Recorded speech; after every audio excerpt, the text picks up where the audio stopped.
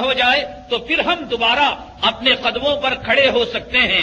اور ہمارا بچہ SSLC پاس ہو کر آیا ہے، اس کی سند کی بنیاد پر نہ بیت المال پیسہ دیتا ہے، نہ مسجد والے پیسہ دیتے ہیں، نہ مسلمانوں کے کروڑ پتی پیسہ دیتے ہیں. ایک بینک والے تو ہیں جو ہمیں لون دیتے ہیں اور معمولی سود پر دیتے ہیں. ایک مسلمان بچہ وہ لون لے کر آگے ترقی کرے، کاروبار کرے اور جو ہے پھر قرض بھی پٹا دے، اور معاشرے میں اور ماحول میں سماج میں بجائے چوری کرنے کے، ڈکیتی کرنے کے اور پک پیکٹ کرنے کے اگر وہ اپنا نام روشن کرتا ہے تو شریعت کو اس میں کیا اشکال ہے؟ علماء کے پیٹ میں درد کیوں ہوتا ہے؟ وہ کیوں انشورنس سے چڑھتے ہیں؟ وہ کیوں لون لینے سے چڑھتے ہیں؟ وہ کیوں قرض لینے سے چڑھتے ہیں؟ وہ دیتے بھی نہیں اور قرض لینے سے منع بھی کرتے ہیں. دیکھیے شریعت مطہرہ بالکل آسان ہے، اتنی آسان ہے ایک دودھ پیتا بچہ بھی شریعت مطہرہ کے احکامات جو اس کے لائق ہیں وہ اسے ہضم کر ڈالے گا، اور ایک معصوم بیوہ عورت وہ بھی اسے ہضم کر ڈالے گی. اللہ جل جلالہ ہم اپنے مزاجوں سے، ہم اپنے جانوں کے بارے میں اتنی واقفیت نہیں رکھتے جتنا کہ اللہ ہمارے نفع اور نقصان کے بارے میں پہچانتے. ایک بچہ باپ کے ساتھ جاتا ہے اور کہتا ہے ابا جان یہ تلوار جو لگی ہوئی ہے آپ مجھے دلا دیجیے، اور روتا ہے، تڑپتا ہے. ابا سمجھتا ہے کہ اگر یہ تلوار میں اس بچے کو دلا دوں گا اور یہ بندوق دلا دوں گا، نہ جانے کب اسے چلا دے گا، ساتھیوں میں استعمال کر ڈالے گا، کسی کا خون خرابہ آ جائے گا. باپ اپنے بچے کے نقصان کو مد نظر رکھتے ہوئے بچے کی خواہش کو پورا نہیں کرتا، اور بچہ دل دل میں یہ سمجھتا ہے میرا باپ کتنا ظالم ہے اور میرا باپ کتنا سنگدل ہے کہ میں نے تلوار کو مانگا، بندوق کو مانگا، پستول کو مانگا، اور میں نے زہر کو مانگا، اور میں نے قتل ہونے والی چیز کو مانگا، میرا باپ نہیں دلا رہا ہے. بچہ یہی سمجھتا ہے. ایک باپ اور ایک ماں اپنی اولاد کے نفع اور نقصان کے بارے میں جتنا جانتے ہیں، پہچانتے ہیں، یقین مانیے اللہ جل جلالہ اس سے کروڑوں درجے زیادہ اپنے مخلوق سے محبت رکھتے ہیں اور مخلوق کے نفع اور نقصان کو پہچانتے ہیں. اللہ جل جلالہ نے اگر کسی چیز کو حلال کیا ہے، دنیا کی کوئی شے اسے انسانوں کے حق میں نقصان دینے والی نہیں بتا سکتی. اللہ جل جلالہ نے اگر کسی چیز کو حرام قرار دیا ہے، دنیا کا کوئی ڈاکٹر، سائنسدان اور تحقیق کرنے والا محقق انسانوں کے حق میں، جملہ انسانوں کے حق میں اسے مفید نہیں بتا سکتا. شراب حرام ہے، کل بھی حرام تھی، آج بھی حرام ہے، آئندہ بھی حرام رہے گی. کل شراب جو نقصان دے رہی تھی آج بھی دے رہی ہے، کل بھی دے گی. شراب کے اندر جو نقصانات ہیں، حرمت کا جو پہلو ہے وہ قیامت تک باقی رہے گا. امریکہ والے ہوں، برطانیہ والے ہوں، انگریزی ممالک والے ہوں، اگرچہ کہ وہ لوگ شوق سے شراب پی لیتے ہیں لیکن اب خود ان کا نفس ملامت کرنے لگا ہے. اس شراب کی بنیاد پر ہم نے عورت میں بیوی اور بہن کی تمیز کو بھلا دیا ہے. ہم کئی مرتبہ ماں کو، بہن کو بیوی سمجھ کر استعمال کر چکے ہیں شراب کے نشے میں. شراب کے اندر جو حرمت ہے پینے والا بھی اس کے نقصان کو پہچانتا ہے، اگرچہ کہ مجبوری سے پیتا ہے. اللہ جل جلالہ نے سور کے گوشت کو انسانوں کے لیے حرام قرار دے دیا ہے. اب دنیا کے اندر کوئی سائنسدان، کوئی ڈاکٹر خنزیر کا گوشت انسانوں کے حق میں نفع دینے والا ہو، 2% ہو، 4% ہو، آج تک کوئی نہیں بتا سکا. بلکہ خود خنزیر کے استعمال کرنے والے اور سور کے گوشت کے کھانے والے اب تحقیقات کر کر اس نتیجے پر پہنچے ہیں اور اپنے ملک میں قانون لاگو کر رہے ہیں کہ آئندہ کم سے کم اس گوشت کو کاٹا جائے اور ان کی دکانوں کے لائسنس کو ختم کیا جائے. 1400 سال پہلے میرے اور آپ کے آقا جناب محمد رسول اللہ صلی اللہ علیہ وسلم پر جو چیزیں اللہ جل جلالہ نے بتلا دی تھی کہ حرام ہیں، آج تجربات کی روشنی میں وہ لوگ قرآن انہوں نے نہیں پڑھا، انہوں نے حدیث کو نہیں پڑھا، تجربات کی روشنی میں تکلیفیں پا کر، مصیبتیں پا کر، بیماریاں لے کر، کینسر لے کر، ایڈز لے کر بڑی بڑی خطرناک جان لیوا مہلک خطرناک امراض لے کر آج وہ کہہ رہے ہیں کہ اس جو ہے حرام چیز کے اندر یہ بیماری ہے، اس حرام چیز کے اندر یہ بیماری ہے، اللہ کی نبی کے اس سنت میں یہ فائدہ ہے، اس سنت میں یہ فائدہ ہے۔ ایک ایک چھوٹی چھوٹی سنتوں پر ریسرچ کر رہے ہیں، حتیٰ کہ ایک چھوٹی سی سنت ہے کہ جس پر عمل کرنا ہر مسلمان کے لیے کوئی ضروری بھی نہیں، اگر نہیں کرتا ہے تو اس پر کوئی گناہ بھی نہیں۔ ظہر کے کھانا کھانے کے بعد کچھ دیر آرام کرنا، جس کو سنت کی اصطلاح میں، حدیث کی اصطلاح میں قیل اللہ کہا جاتا ہے، ایک معمولی قیل اللہ کی سنت پر انہوں نے تحقیق کی اور نتیجہ نکالا کہ اس قیل اللہ کی سنت پر عمل کرنے سے دل کے، ہارٹ کے 50% امراض خود بخود ختم ہو جاتے ہیں۔ ایک معمولی سنت، خود آج وہ لوگ جن کا اللہ پر ایمان نہیں ہے، اللہ کے نبی پر ایمان نہیں ہے، قرآن پر ایمان نہیں ہے، حدیث پر ایمان نہیں ہے، مرنے کے بعد دوبارہ جی اٹھنے پر ایمان نہیں ہے، وہ لوگ رسول کریم صلی اللہ علیہ وسلم کی سنتوں پر تحقیق کر رہے ہیں، اور آپ نے جن چیزوں کو منع کیا ہے ان ممانعات کے بارے میں ریسرچ کر رہے ہیں۔ وہ لوگ اس نتیجے پر پہنچے ہیں، اسلام کی حلال کی ہوئی چیزیں 100% انسانوں کے حق میں مفید ہیں، فائدہ دینے والی ہیں، اور اسلام کی حرام کی ہوئی چیزیں 100% انسانوں کے حق میں اور کائنات کے لوگوں کے حق میں نقصان دینے والی ہیں۔ تو سب سے پہلے ذہن کے اندر آپ یہ چیز بٹھا لیجئے، اللہ جل جلالہ ہمارے ساتھ رحم کا معاملہ کرنے والے ہیں، کرم کا معاملہ کرنے والے ہیں، 100 ماؤں سے زیادہ ممتا رکھنے والے ہیں، سینکڑوں باپوں سے زیادہ اللہ جل جلالہ شفقت کرنے والے ہیں اپنے مخلوق سے۔ تو پھر کیا اللہ کو یہ پسند نہیں کہ آپ لون لے کر اپنے کاروبار کو ترقی دے لیں، آپ چٹ فنڈ اٹھا کر اپنی ماں کا مسئلہ حل کر ڈالیں، اپنی بیٹی کا مسئلہ حل کر ڈالیں، اپنی بہن کا مسئلہ حل کر ڈالیں؟ اور یاد رکھیے، شریعت نے ایک طرف حلال کا دائرہ بتا دیا اور ایک طرف حرام کا دائرہ بتا دیا، اور حرام کے دائرے میں شریعت مطہرہ نے سب سے خطرناک حرام اور سب سے خطرناک اور کبیرہ اور سب سے بھیانک جو جرم بتلایا وہ سود کو بتلایا ہے۔ بدقسمتی یہ کہ آج ہمارے داڑھی والے، آج ہمارے نمازی، اور آج ہمارے تہجد گزار، آج ہمارے حجاج، آج ہمارے ذمہ داران مدارس، آج ہمارے عمرہ کرنے والے علماء حفاظ آسانی سے اس کے اندر ملوث ہو گئے ہیں۔ کیا ثبوت ہے کہ یہ گناہ سب سے خطرناک گناہ ہے؟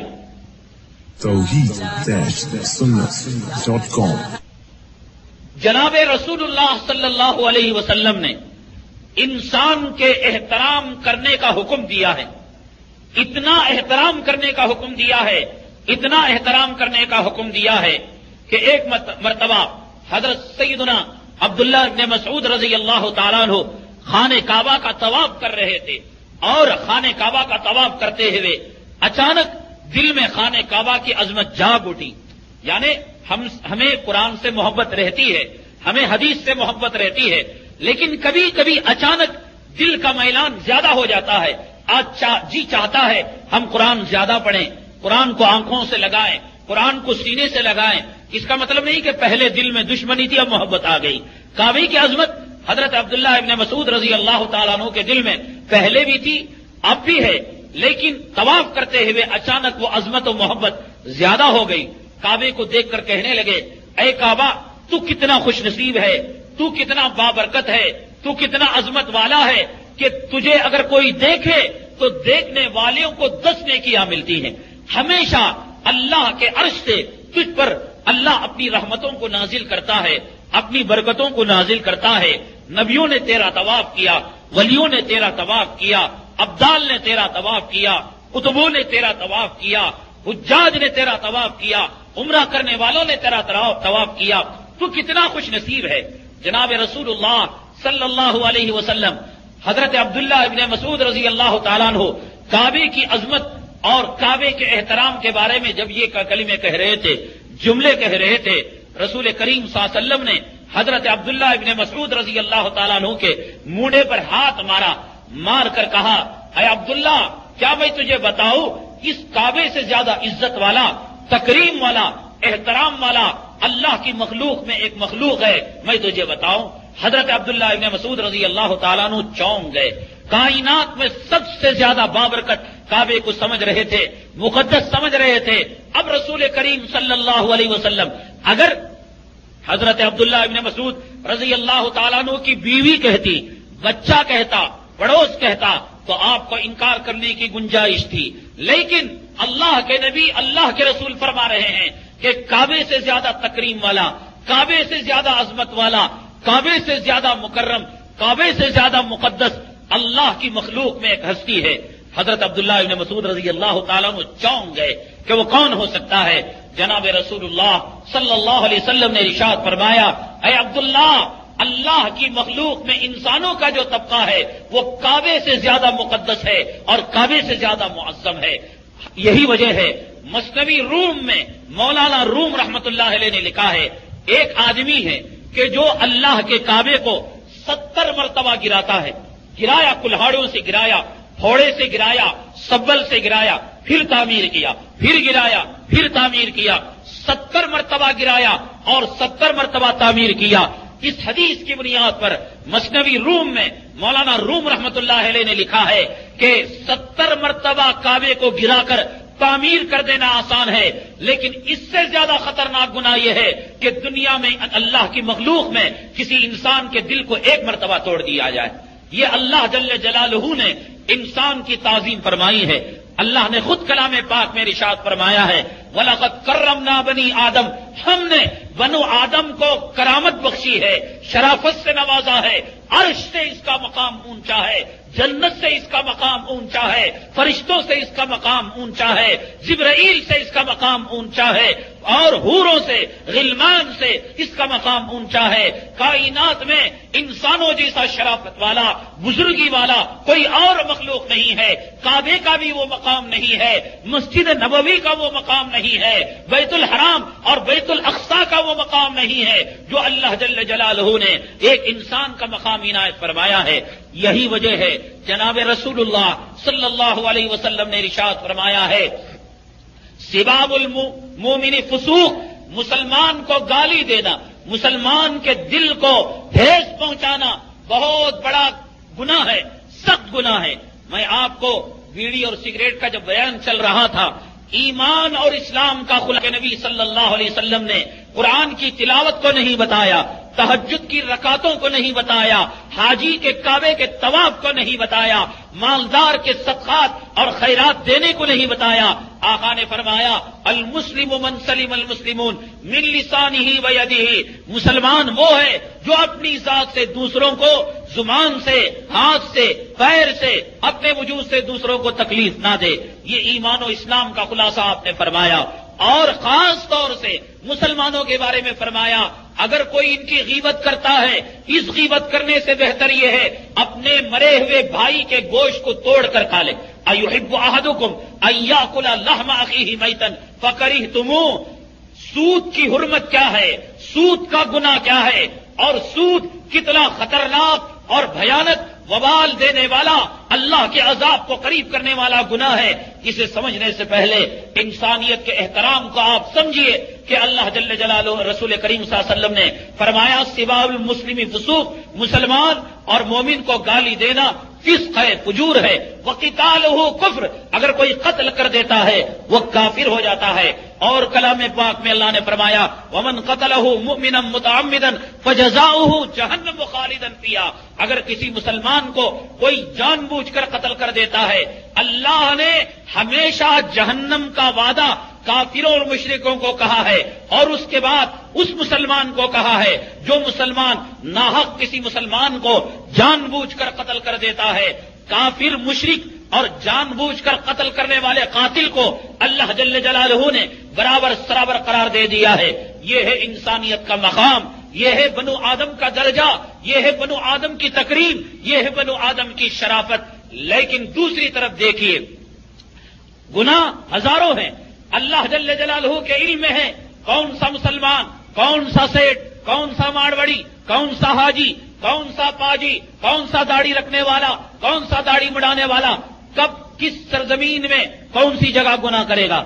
لیکن اللہ جل جلالہ نے کسی گناہ کے تعلق سے یہ بات نہیں کہی کہ اگر زانی زنا کرے تم اس کے خلاف تلوار اٹھا لو، اعلان جنگ کر ڈالو، اور اگر کوئی قتل کا قاتل قتل کرے اس کے خلاف اعلان جنگ کرو، اگر کوئی چور چوری کرے اس کے خلاف تم اعلان جنگ کرو، اگر کوئی قاتل ماں کا قتل کر ڈالے اعلان جنگ کرو۔ کسی جرم کے بارے میں، کسی گناہ کے بارے میں اور کسی معصیت کے بارے میں قرآن نے اعلان جنگ نہیں کیا ہے۔ سمجھیے بات، کیوں نہیں کیا ہے اعلان جنگ؟ انسانوں کا اکرام ہے، انسانوں کا احترام ہے، انسانوں کی شرافت ہے۔ وہ گناہ کرتا ہے، کل وہ توبہ کر لے گا۔ آج زنا کیا، کل وہ توبہ کر لے گا۔ آج چوری کیا ہوا مال کل لوٹا دے گا۔ آج قتل کیا وہ توبہ کر لے گا۔ لیکن ایک گناہ یہ ہے، ایک وہ ہے کہ جس کے بارے میں امیر المؤمنین کو، اسلامی مملکت میں رہنے والوں کو، اسلامی حکومت میں رہنے والے کارندوں کو، مسلمان مجاہدوں کو کہا کہ ایک گناہ اگر تمہاری سرزمین کے اندر وجود کے اندر آئے، تم ہاتھوں میں چوڑیاں ڈال کر اپنے گھروں میں خاموش نہ بیٹھنا، اپنی مردانیت کا جوہر دکھانا، اپنے جہاد کا جوہر دکھانا۔ خواتین و حضرات، ایمان اور روح کی تازگی کے لیے ہمارے یہاں تشریف لائیے۔ ہمارا پتہ مینار الیکٹرانکس پاور ہاؤس کے سامنے، Kalyan road, Bhiwandi, Maharashtra, India. Mobile number 9823250416 9823250416۔ Proprietor Muhammad Yakub Khan Azmi.